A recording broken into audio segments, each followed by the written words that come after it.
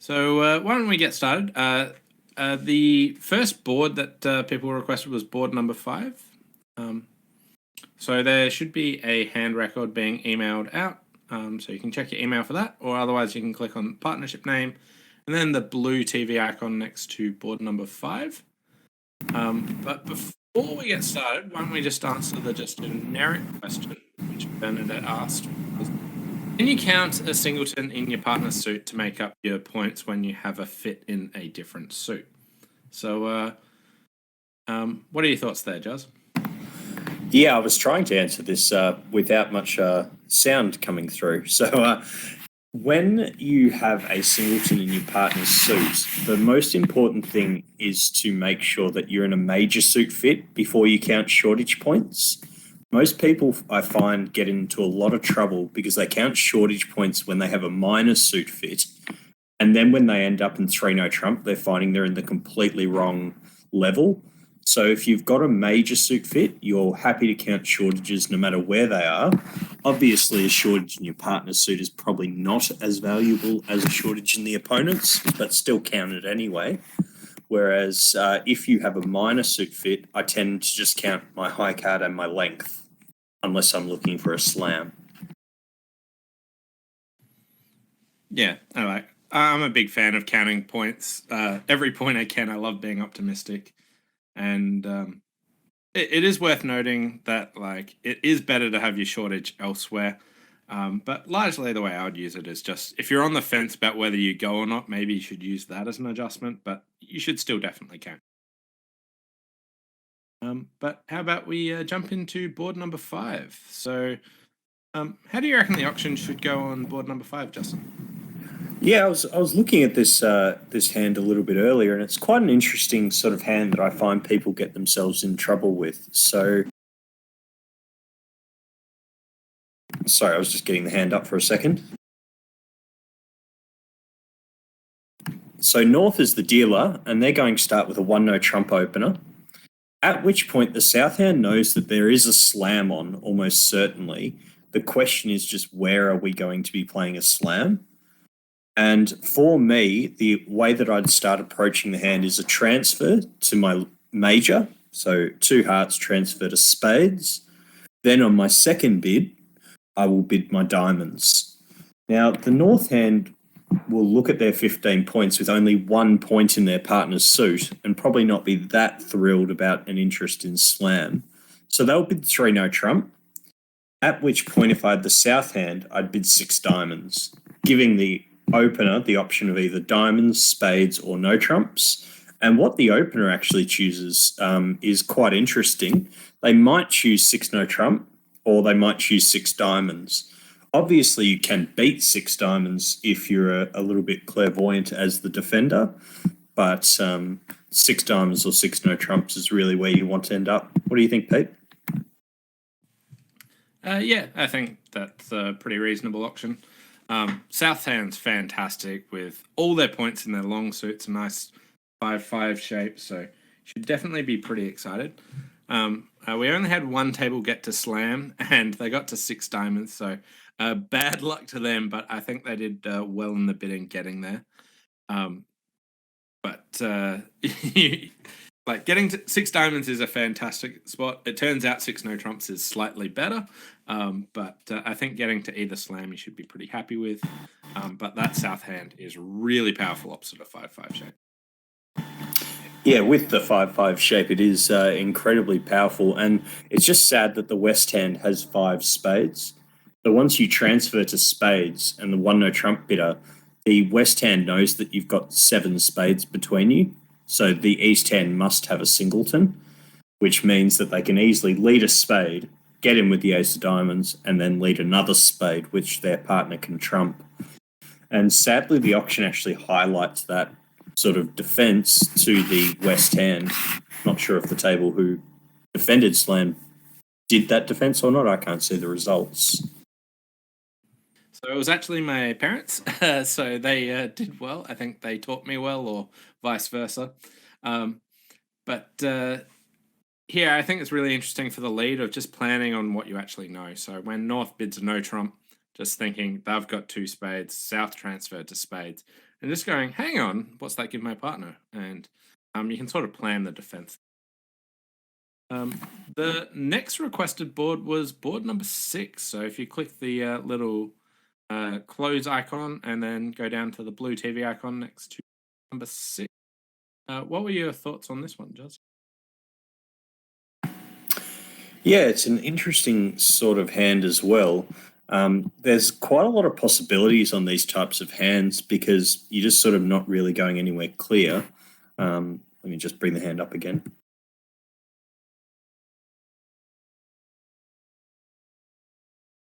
So the auction's sort of going to start with the 1 heart by the east hand, 1 spade by west, and what I find is quite a few people will get themselves in a lot of trouble here by bidding 1 no trump on the second bid as the east hand.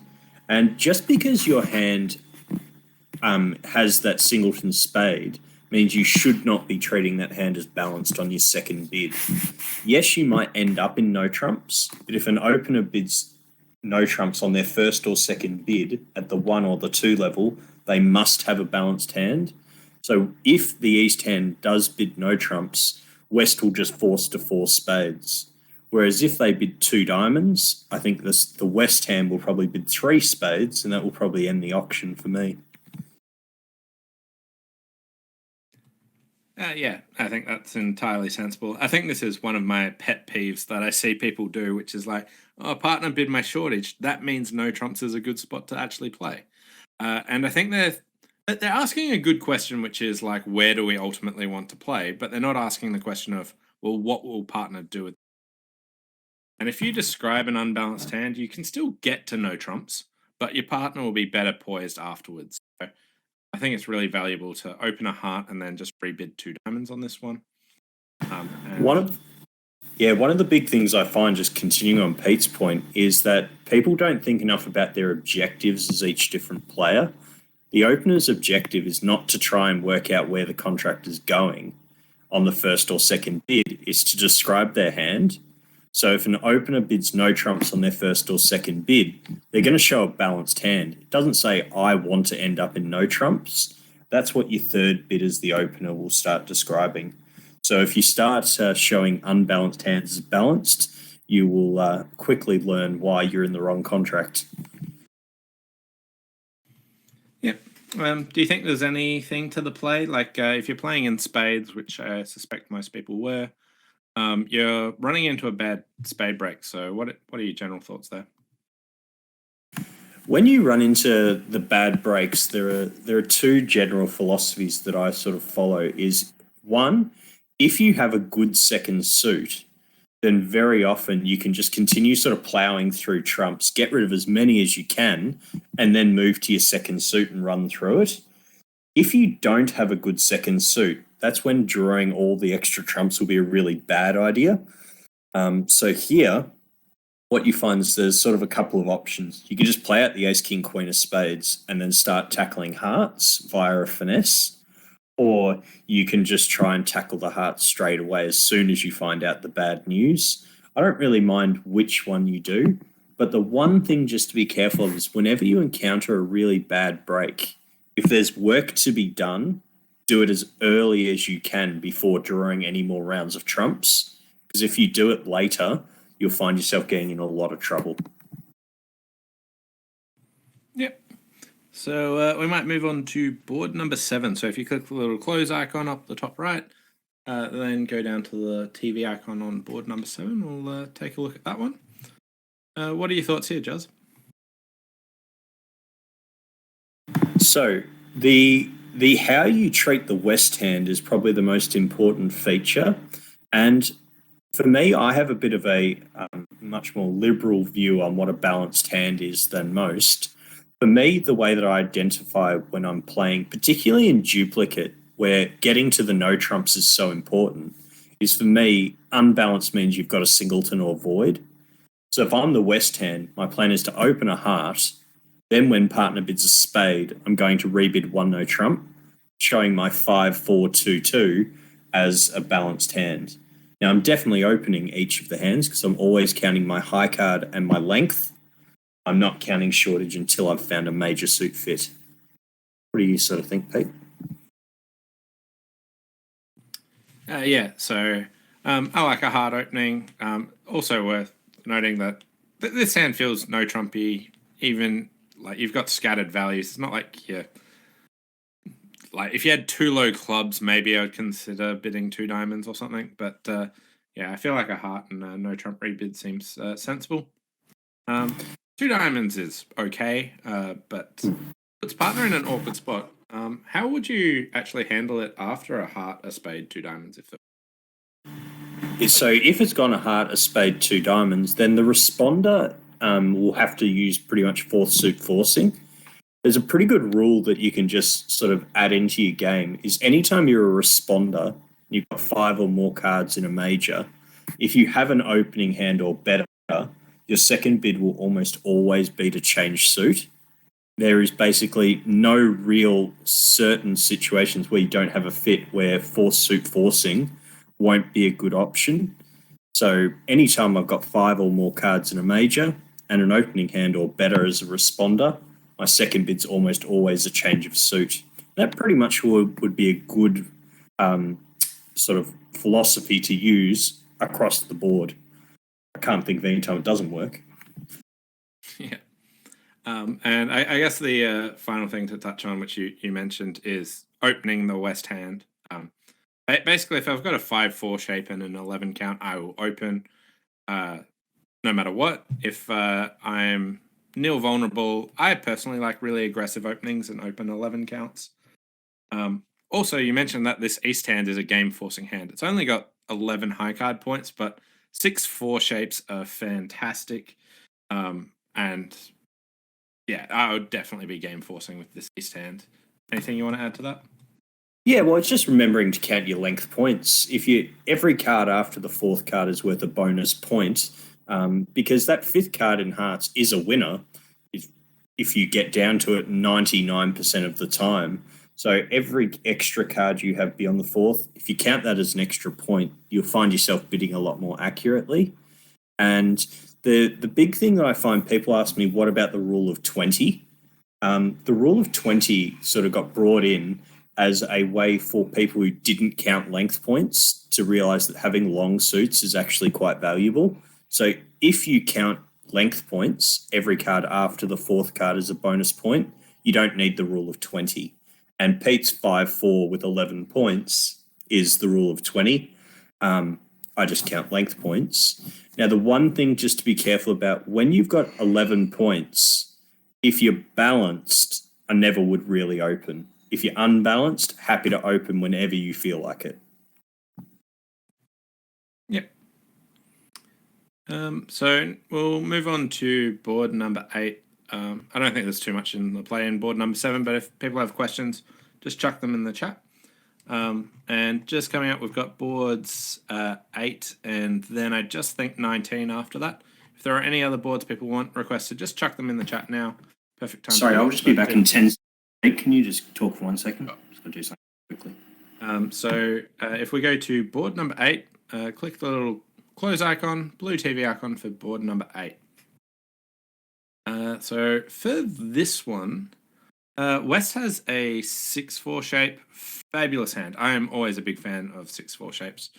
So here I would be opening this one diamond, North would pass, and East has an easy response with 1 spade.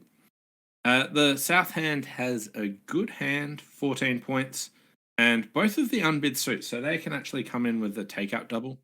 There are various hands where I am in the overcalling spot, but no appropriate bid. This one, we've got 4 hearts, we've got 4 clubs. You can just double here to show that sort of shape. The next bid by West is actually kind of interesting about what you actually want to do after that. So after a diamond pass a spade double, if West had 3 cards spade support, they might be able to redouble. But then what should West rebid? So we're on board number 8. What do you reckon West should rebid after a diamond pass a spade? South makes a takeout double. Yeah, there's quite a few good options for hands like these. One, I sort of find that you could either just bid 2 clubs, you could bid 3 diamonds, or what actually has quite a reasonable strike rate I've found is maybe not on a hand as strong as the one that this has, but passing and seeing what happens from the other players. When you've got a hand that's sort of like, I don't know what to do, if you pass, the North player has to bid. That gives you information. Your partner gets to choose what to do second. That gives you information. And then you're better placed to decide where to go. So I wouldn't be horrified if people chose to pass. Personally, I'd bid at 2 clubs would be my sort of way to go, because I want to show partner a constructive hand. What do you think, Pete? Yeah, I like 2 clubs. In general, when choosing to do I repeat a 6-card suit or bid another suit, I'm a big fan of showing my other suit. I find it's usually a more descriptive bid. So yeah, I like 2 clubs. And you can typically show your points later. You can show sort of an invitation bid. Whether you bid 3 diamonds, your partner would probably try 3-no. If you bid 2 clubs, your partner would raise and then might try something and get to 3-no trump. I think it's pretty likely East-West would get to 3-no trump on this hand, which it can't quite make.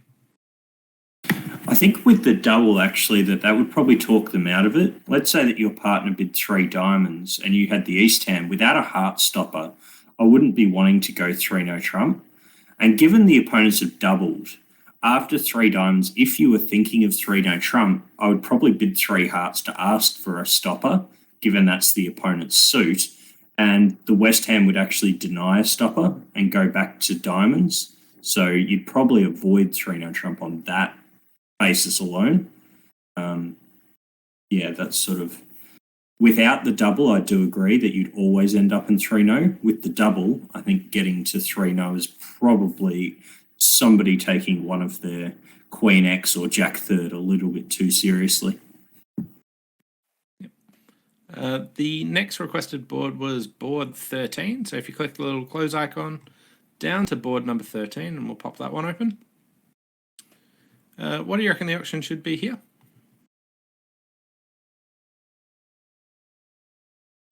Yeah, tricky hand again of how do you treat the West hand. Seems like West has had a few decisions tonight. With the 15 points, it's a semi-balanced hand. Now, semi-balanced means no singletons or voids. What you actually find is statistically, you're probably best off treating this hand as balanced. I never do it, but if you actually ran it through a simulator, I suspect you'd find the winning opening bid would be 1-no trump. But I'd just open 1 heart and then sort of see how the auction progresses. What are your thoughts, Pete, about how to treat that hand? Yeah, if I had a 6-card minor instead of hearts, so swap hearts with diamonds, I would actually open this 1-no trump. I've got no qualms about that. I don't really feel like I have to emphasize a 6-card minor when I've got scattered values and 15 to 17 points and no singleton. With hearts, I would just open my major for that. I suspect that it would go 1 heart past 2 hearts or some sort of heart raise. And would you invite? Would you bid game? Would you pass? What are your thoughts? Well, so you've got 15 points plus 2 doubletons is 17. So I'm definitely going to invite. How you invite depends on what style of invitational bids you have, whether that be a 2-no trump bid or a change of suit, or for some people it's just 3 hearts. Whatever you do, the East hand is completely maximum. So you're going to get to game however you look at it. And I suspect it's right to only make 10 tricks because you shouldn't be dropping the singleton king of hearts. Yeah, so when you're in a 10-card fit missing a king, you usually want to finesse. And here, the king of hearts is singleton, which is unfortunate, but 10 tricks should be made. It looks like you should lose a heart, a diamond. You've also got 2 spades, but you want to try and do a double finesse there. But that should wrap that up. I think the final board requested is board... I'll just talk a little bit a second about the rule for when to play from the top and when to finesse. There's a very good way of working out for all situations, and it's to ask yourself how many cards you're missing in total. So here you're missing 3. You need to divide them as evenly as possible, 2 and 1. So unless you've got the top 2 cards, you should be taking a finesse. And that works for no matter what card you're missing. So if you've got 6 cards between yourself and your partner, ace, king, queen, and 10, opposite 2 little cards, a finesse is actually the right thing to do because they're going to divide 4 and 3 on average, so the jack won't fall. No matter what you're missing, divide what you're missing evenly. If you've got enough cards to get rid of all of the rounds, play from the top. If not, finesse. Yeah. Importantly, assume the honour's in the longer suit. So, like, if they're 4 and 3 and you're missing the jack, could be in the 3-card suit, but it's most likely in the 4-card. That would suggest finessing is better than the draw. Yeah, 4 out of 7 times it will be in the 4-card suit, meaning the finesse being 50-50 is a higher likely chance of succeeding. So the final board requested, I believe, is board 18. So click the little close icon down to the board 18. You might need to scroll down a bit to get to it, and we'll pop that one open. What do you reckon should happen on this one?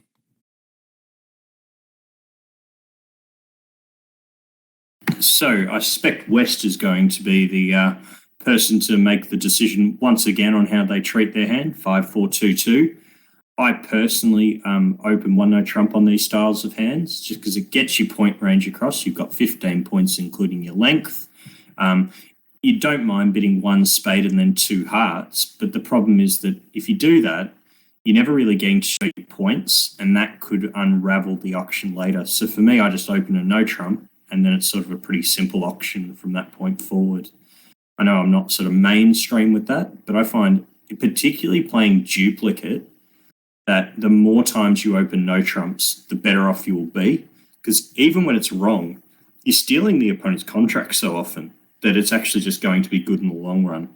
And anytime you don't have a fit, then you're going to find that you haven't told the opponents what suits not to lead. So I'm quite a big fan of 1 no trump.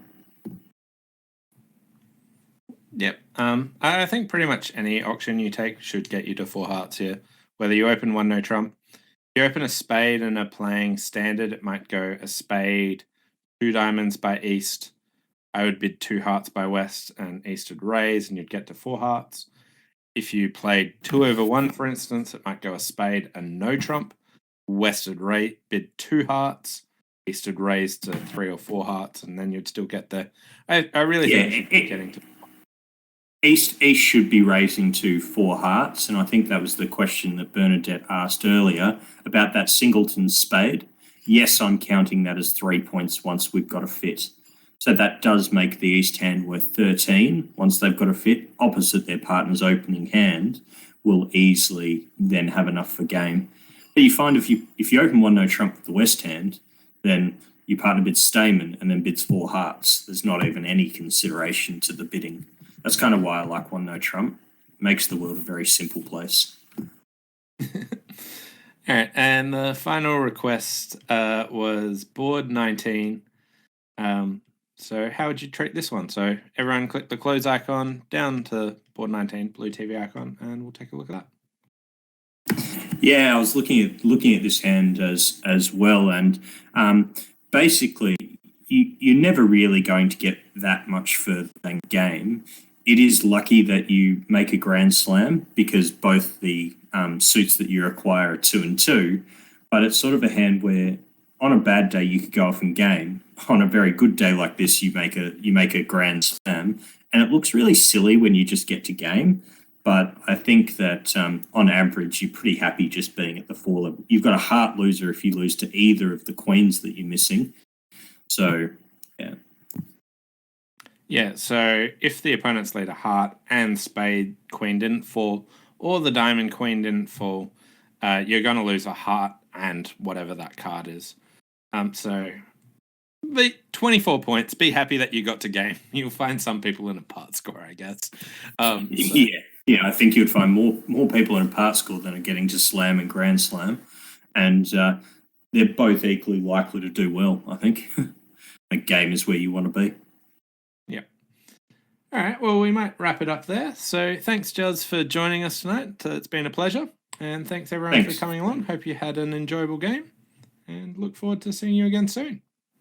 Thanks, everybody. Hope you all had a good night. And just thanks, Pete and Real Deal Bridge, for all you're doing, and keep it up.